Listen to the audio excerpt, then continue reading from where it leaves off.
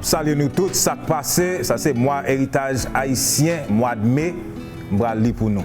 Makandal, based on a true story. There was once a talented and gifted boy, the son of a village chief in Congo, Africa.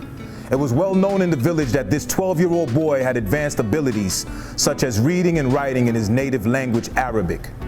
This was something only a very small number of people in the area knew how to do. The boy was a masterful artist and would spend his days writing, painting, and playing musical instruments.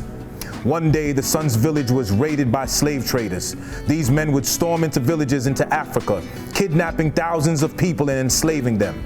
The boy and his friends had tried to escape the raid by running into the forest, but it was too late. The boy was captured. When the slave traders kidnapped people from their villages, they would transport them to the coast where there were large slave ships waiting to take them to the New World. The village's chief's son was a standout while he was being boarded into the ships because of his rebellious nature and the fact that he was one of the new Africans in the surrounding regions that still spoke fluent Arabic. Since the slave traders kidnapped him from a kingdom named Makandal, they named the boy Makandal. The journey to the New World was long and scary, but Makandal remained brave. Makandal was led off of the slave ship and he stepped off the land for the first time in over a month. He was told the name of his new world was Saint-Domingue, present-day Haiti. Saint-Domingue was a colony of France. Makandal was an instant popular figure on the plantation. The other enslaved people were always in awe of his unique abilities. He was known for his wit and intelligence, and he raised the morale and confidence of all the enslaved Africans around him. Makandal had become the plantation medicine man because his vast knowledge of plants. He knew the healing effects of dozens of plants that grew on the island. People from plantations near and far came to see him cured from different ailments and diseases. He was always happy to help them. Makandal loved telling the people on the plantation stories about his ancestors in Africa. People will always gather around to hear him speak. Makandal had taught himself how to read and speak the French language very quickly and started teaching the others enslaved Africans the same language. The slave masters did not like this because educating the slaves was strictly forbidden. They started keeping a close eye on him.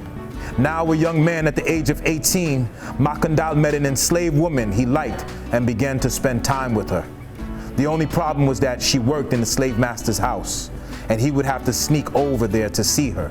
When the slave master saw this, he became very angry and had Makandal captured and sentenced to 50 lashes with a bullwhip, which no person could survive. When the slave master saw this, he became very angry and had Makandal captured and sentenced to 50 lashes with the bullwhip, which no person could survive. While Makandal was receiving his punishment, he managed to break free from the shackles and escape into the mountains. He was hurt very badly, but this did not slow him down. While in the mountains, Makandal joined a village of Maroons. A Maroon was a person who had escaped slavery. There were thousands of Maroons in the mountains and dozens of Maroon villages. While in his village, Makandal began to speak out against the injustice of slavery. He said that slavery was not the reason for their existence. He preached that everyone was equal and deserved to be free, which was the opposite of what the French slave masters had told him. Makandal was able to unite all the different Maroon tribes in the mountains with this message, which was to fight for one common goal. At the end of this enslavement of their brothers and sisters, Makandal was able to unite all the different Maroon tribes in the mountains with this message, which was to fight for one common goal and to end the enslavement of their brothers and sisters on the plantation. Makandal captured the attention of every enslaved person on the colony. Most of them had already accepted their fate as slaves, but Makandal gave them hope. The Maroons would usually band together at night and raided plantations for food, clothes, and other supplies they needed to survive in the mountains. They would also use the raids as opportunities to recruit new Maroons. Makandal was always one of the most fearless leaders of the Maroons, and he was dashing and daring in his conquests.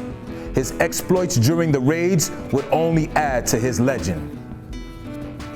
During one of the raids, Makandal was caught by the same slave master and locked him up in a jail on the plantation. The penalty for raids against the French slave owners was death. But when the slave masters went to Makandal's cell to carry out his sentence, he was gone and he escaped again.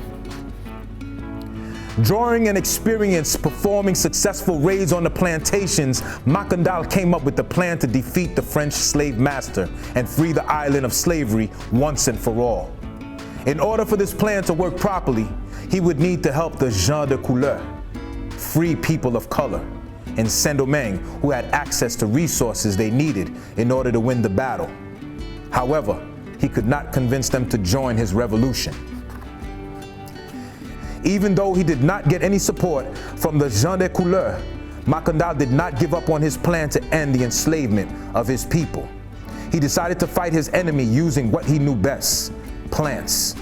Just as he knew how to create medicine from plants, he also knew how to make poison. He formed a plan to make thousands of portions of poisons using the native plants in the mountains and distribute them to the vast network of people on the plantation. They would put the poison in the slave master's food and drinks. After the slave owners had fallen sick from the poison, he would attack the plantations with his Maroon army. Makandal went back into the mountains to regroup. The Maroons and the plan an even larger attack against the slave masters. His burning desire to end slavery was felt throughout the whole colony of Saint-Domingue. By this time, Makandal had an army of hundreds of Maroons in the mountains ready to go to war. The French slave master knew Makandal was a big problem and could jeopardize the whole system of slavery, which they depended on for their wealth. They decided to go to extreme measures to try to find him. The slave masters would look for the people they suspected knew where he was hiding and began to torture them for information. The pain was so unbearable that some of them finally agreed to set a trap to capture him. The slave masters sent their guards to take Makandal into custody. After many failed attempts, they eventually arrested him. The slave masters attempt to make an example of Makandal, so they tied him to a stake in front of thousands of people in the town square. As he was set to be executed, Makandal proclaimed loudly that slavery would end and that black people of Saint-Domingue would rise up to rule the island themselves. All the enslaved Africans in attendance who heard him started to believe him. Before his executioners were set to light fire to Makandal at the stake, he proclaimed that when he passed into the afterlife, he would come back as a mosquito to terrorize his enemies, the French slave masters. There are many different of what happened that day on January 20th. There are many different versions of what happened that day on January 20th, 1758. Some say that he broke free from his bonds and escaped into the mountains, while some say he perished at the stake. Either way, Makandal was never heard from again.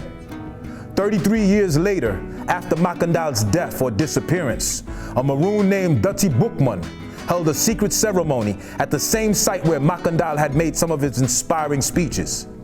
The site is known as Bois Caïman, the starting place of the Haitian Revolution. That victory made Haiti the first black republic in the history of the world on January 1st, 1804. One of the many reasons that Haitian rebels were victorious in their war for independence was the spread of yellow fever that claimed the lives of over 20,000 European soldiers. The deadly virus was spread by an infestation of mosquitoes. To this day, many Haitian people believe the infestation of mosquitoes was the reincarnation of the African village chief's son, Makandal.